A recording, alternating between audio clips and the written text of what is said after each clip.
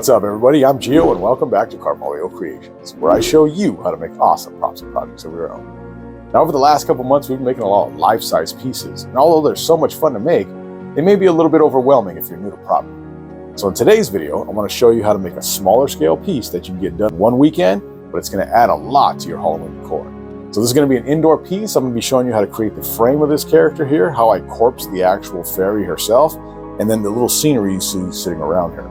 Now, I'm going to be able to show you a lot of techniques in this video that you're going to be able to add to your larger props later down the line, but it's going to be on a smaller scale, so you're going to be able to learn quickly and apply them right away. So this is going to be a loaded video. We got a lot going on, so why don't we get ready to go wild? All right, what's up, everybody? So today we're going to be making essentially like a fairy type of taxidermy creature, and we're going to be creating a shadow box for him to sit in so you can display it on the inside of your house. Because we've been making so many of these large props lately, I wanted to slow it down a little bit, do a little bit of an easier prop that is more accessible to a lot of you guys, and it's going to be really inexpensive as far as materials. So let's go over the material list so you know what you need to get this guy going.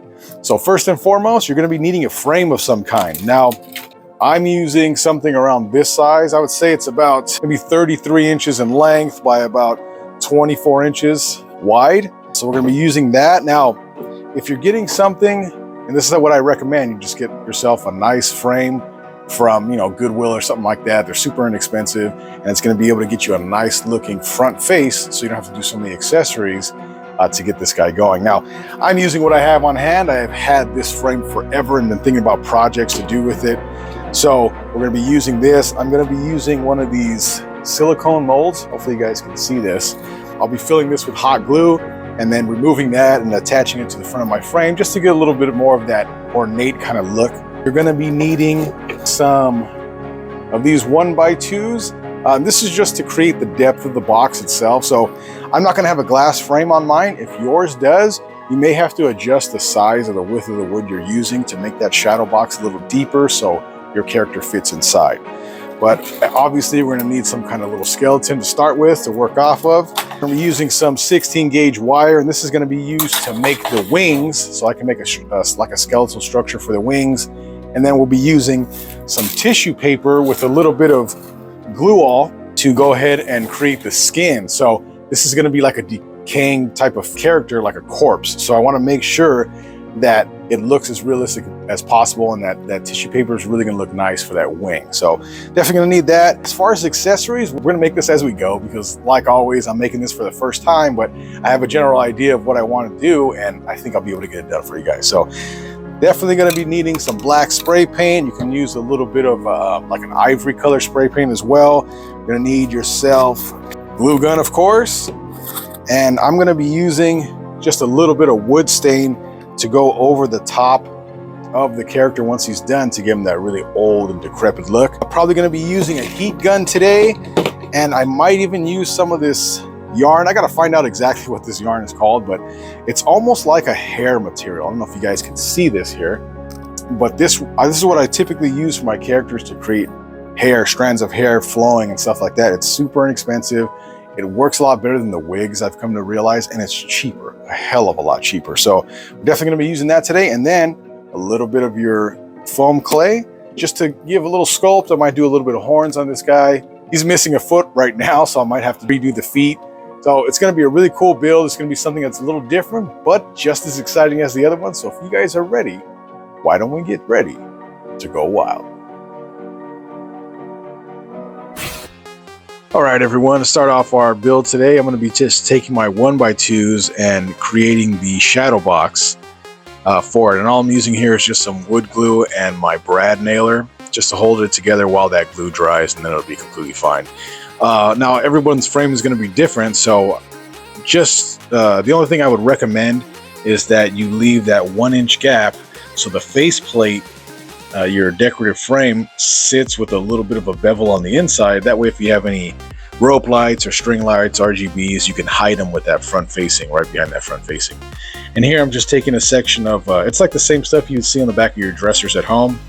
And then I'm going to screw that down. So super thin, it's only about 1/8 of an inch thick, just to create that backing for us here. And I'm just taking little screws and screwing this down. Now here I want to start adding some of that decorative ornate little pieces I was telling you about earlier. So I'm just taking my hot glue gun and filling this up. Now it takes a few passes because the gun cools down, but once you get it all nice and cooled down, it creates a really awesome decorative piece for your frames here. So I'm just going to hot glue this in place. It's going inside the house, so I'm not worried about it getting water damage or anything like that. And then I'm gluing these little decorative pieces on the sides as well. But this really creates a nice frame to start with. And then we're just going to take some latex black paint to get a nice base coat going before we start with the next step. What I'm going to be doing here is taking a copper color and doing a little bit of dry brushing. Now, the only thing I can really advise you with dry brushing is make sure that you're moving your brush in all different directions so you see no patterns when you're applying this. That way it doesn't look artificial, it looks as authentic as it possibly can be. So I'm just going to do, like I said, the first coat here with just this copper color, and then I'm actually going to get a gold color, like an antique gold. This is all craft acrylic paint, by the way. And then I'm going to go ahead and dry brush a thicker layer, a heavier layer on the second coat with a gold, because I want this to feel like an old gold antique picture frame that's been naturally aged over time. So this second layer is going to be a little heavier, but it's really going to start to sell this look of the frame here. And then typically what I do is take a clear coat of polyurethane and spray it over the top of all my pieces to help protect it, but I didn't want any shine in this antique frame that we're making here. I wanted it to feel old and remain that way, so I'm just taking a little bit of finishing paste and then rubbing it in all the nooks and crannies and all over the frame itself. So that way it gets some protection for the paint, and also it doesn't give me any of that gloss I don't want.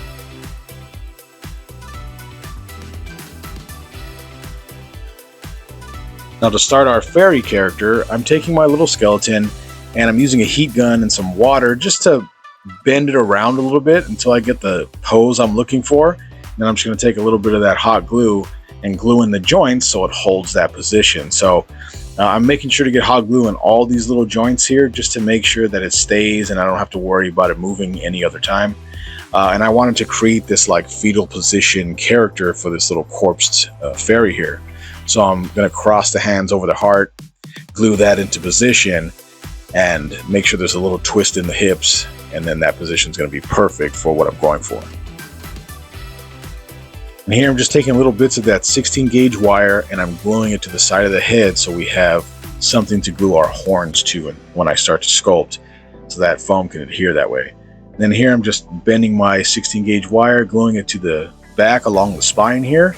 That way I can create that skeletal structure for the wings, and I'm also cutting out smaller sections for the fingers of the wings so we can get that realistic look. Now this is just going to get some hot glue, and then once I put that foam over the top of it, the foam clay, it'll wrap everything and then dry it really solid and nice.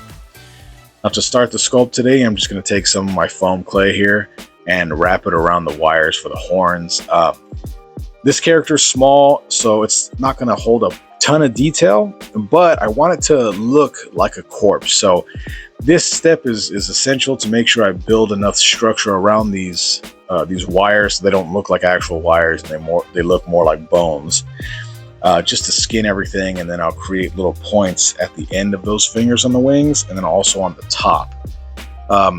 Now you could stop at this point. You don't need to use more foam clay on the actual body itself, and I've seen a lot of these on Pinterest and stuff where they just kind of leave it at that as a little skeleton, and then they distress it and age it.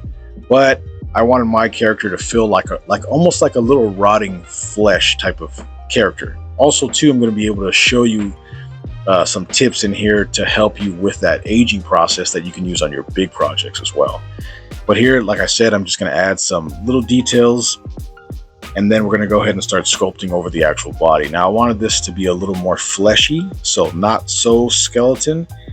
So I'm going to add little bits of material just to give a little bit of meat, because I want it to look like this character's been dead for a while as well, and all the muscles are thinned and looking a little pulled and stretched. So I'm not worried about like detailed muscles in the shoulders and the arms like I normally would, but just enough to show that the body's been sitting for a while. So I'm building up the thighs here because I do have small muscles I want to put in the thighs, and then the knees, and haphazardly putting it on the calves. But again, I'm not filling every section of this. I want it to feel like it's in the process of rotting, so thin in areas and thicker in other areas. And then as we go back over with the liquid latex in a second here and skin this, it's really going to start to come together. But this is just a preliminary thing. You don't really need to know a lot about sculpting for this. It's just a visual. So this is a good project to get started with if you guys are new to sculpting and you want to jump into a prop and do something that's really cool really quickly without having a ton of skill. And here I started to build up the face. I didn't really need to. This stuff does swell, like I said in so many of my videos, so I kind of lose a little bit of that.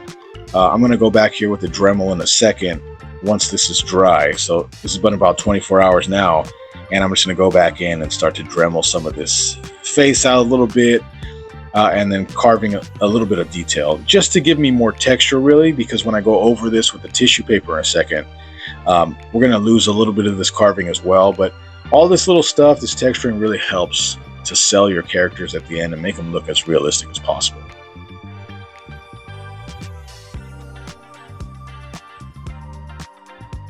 All right, everyone. So now that we're done with the frame of our character and we got the majority of our sculpt done for our little fairy here, I want to get to the next step, which is going to be skinning this guy. Now, originally I was going to use that glue all that I showed you earlier on in the video, but I thought this would be a perfect time to use some liquid latex, which we haven't used here on the channel in a very long time. And I think this is going to be the perfect thing to use to skin over this character. So I'm basically still going to be using the tissue paper, just going to be using liquid latex instead of the glue wall. It's going to give us a nice rubbery consistency for that skin. It's going to make it look more realistic. And as this stuff dries, I can pull away at it and it'll create more texture to the actual body. So we're going to be using liquid latex with tissue papers to go over our little awesome sculpt here. So let's get right over to that next step.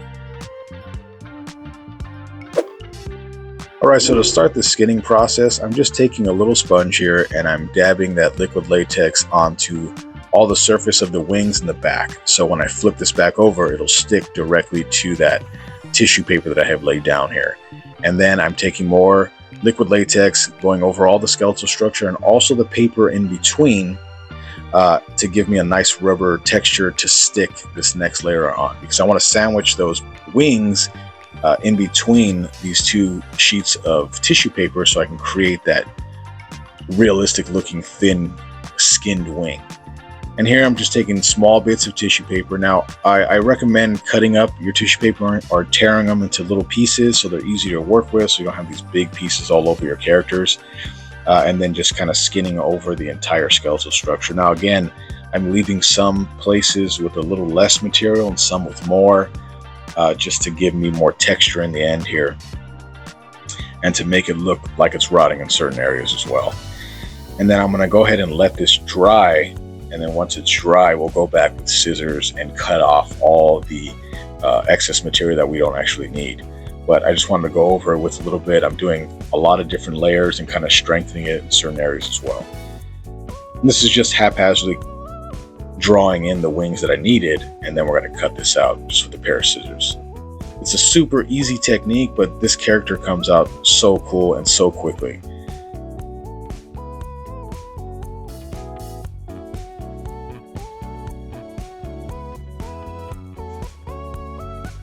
Now to get started with the painting process, I'm just going to take some of this ivory colored paint and give it a nice thick coat of this. And then I'm going to come in with a heat gun, not only to help it dry, but also to give it texture. Now, typically when you're using a heat gun, you don't want to keep the heat in one area for too long. But as you can see here, I'm going ahead and leaving this gun in certain areas for a little bit longer because it's actually bubbling up the paint and the rubber latex, and it's creating this really cool texture that I really like. Now, it's hard to see here with this base coat, but once we apply the stain in a second, you're going to see all those details, all those creases, wrinkles, and little bubbles that we're creating here really start to pop out in the next step. But this is essential, and I wanted to give you a close-up look at this.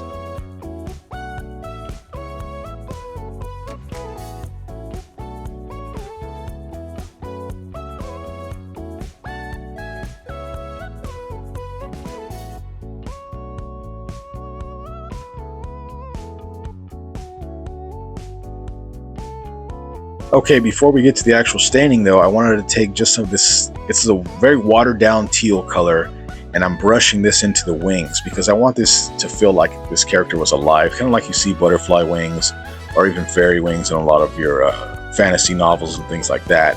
They're depicted with color, so I wanted to add that to it. Now it seems like, oh man, what did you do here? But once we get the stain over the top of this, it's going to deepen all those colors in and make it look like a really leathery wing. It's a great effect. So now that that paint is dried, I'm just taking some espresso colored wood stain. I'm going to brush it into every nook and cranny here, and then take a clean shop towel and just dab away any of the excess so I can leave a lot of that detail that you see. And you know, it doesn't take very long at all. Once you start going with it, you can see all that work that you had done with the sculpting process and the skinning really come out. And this character all of a sudden looks real. So I love this process. The corpsing process was one of the first DIYs I've done in my entire life, and I love that. I had that skeleton for probably a good 20 years. So being able to do it and showing you guys this process is so cool to me. You can see how that color really saturated into the actual wing itself. It looks great.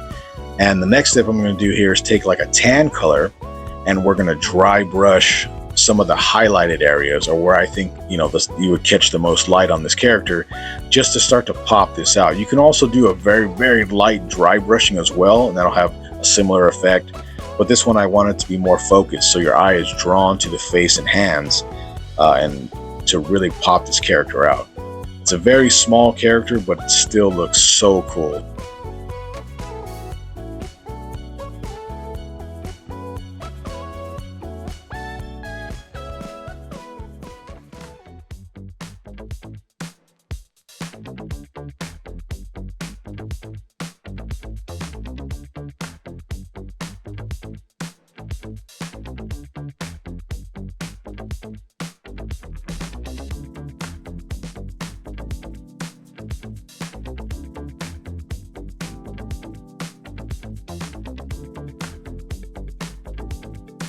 To add a little bit more texture here, I'm going to go ahead and just add some of that yarn I was telling you guys about in the early part of the video, and this is just going to add another layer of character, another layer of realism to bring this character to life.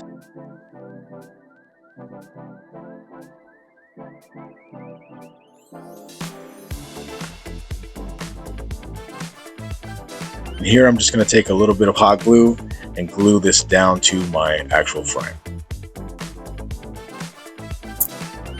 Okay, so I was going to end the video about here and say, okay, this looks good with the frame and this character, but I'm looking at it now, and you know, a lot of times when I'm doing my projects and I'm coming near the end, I'm really thinking about how I can add to it and really make it look finished and give it a little more detail. And in this case, it looks a little plain. This would work. You can leave it here and this would be perfect. But for me, I wanted to dress this up, and I've always wanted to do a shadow box that kind of came to life. So what I'm going to be doing, I just grabbed some sticks and branches from the sycamore tree outside. So I think I'm going to add these to the sides here, something like this. And then I'll take some of this Spanish moss stuff here, and then I'll glue this in almost like foliage here around the corners and in the trees here. And then I have some little accessories, fake plants and stuff like that. I pulled off some other projects I was working on just to dress this up. And then I think I'm going to do one little step further and take some of these, I don't know if you guys can see this on camera here, these little fairy lights here. They're battery powered, so I'm going to twist this in because this is actually metal here as well. So I'll be able to twist this around the trees and maybe around the base of the frame here just to give a little more decorative look. And I think we'll call this one done after that. But you know, it's always good to go back and look at your pieces, take a step back and see what you can add, how you can make it a little nicer. So anyway, let's get to that next step. All right, and for the finishing touches here, all I'm doing is gluing these little branches in place just to give a little character, make it look like a foresty type of deal. And then I'll be gluing in my Spanish moss as well. I'm also going to take my glue gun here with my air compressor and just kind of blow some webs in at the very end, so you'll see how I do that as well. But this video is pretty much done. If you guys like today's video, please let me know down in the comment section below. And if you want to see me make a life-size version of a corpsing project doing the similar technique, please let me know down in the comment section below. But until next time, happy haunting.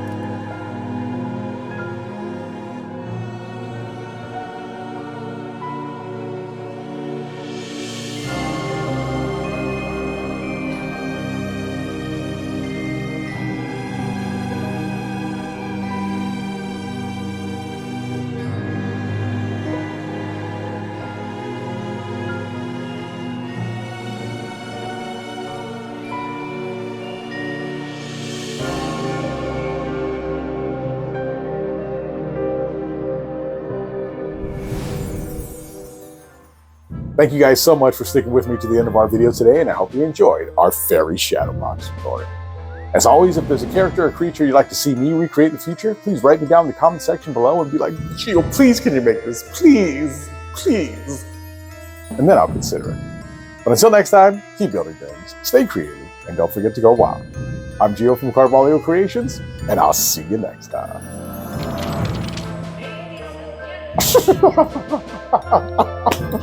I'm just kidding. Jesus. Everybody gets all serious all the time. All serious.